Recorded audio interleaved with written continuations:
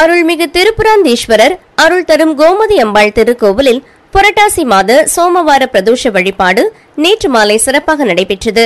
இதில் திரளான பக்தர்கள் கலந்து கொண்டு சுவாமி தரிசனம் செய்தனர். நெல்லை மாவட்டம் பாளையங்கோட்டை நகரத்தின் மையப்பகுதியில் அமைந்துள்ளது அருள் தரும் கோமதி அம்பாள் சமேத அருள்மிகு திருப்புராந்தீஸ்வரர் திருக்கோவில். தாமிரபரணி நதி தீரத்தில் வரலாற்று பெருமையும் பழமையும் கொண்ட கோவிலாகும். இத்திருக்கோவில் கடன் நிவர்த்தி ஸ்தலமாக விளங்குகிறது. இந்த கோவிலில் ஆண்டு முழுவதும் பல்வேறு திருவிழாக்கள் நடைபெறுகின்றன. குறிப்பாக மாத பிரதோஷம் சிறப்பாக நடத்தப்படுகின்றது.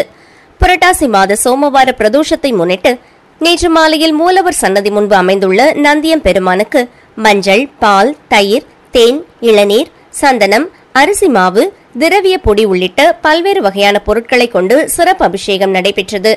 தொடர்ந்து சந்தனத்தாலும் மலர்களாலும் அலங்கரிக்கப்பட்ட நந்தியம் பெருமானுக்கு சிறப்பு பூஜைகள் நடைபெற்று கற்பூர அரத்தி காண்பிக்கப்பட்டது.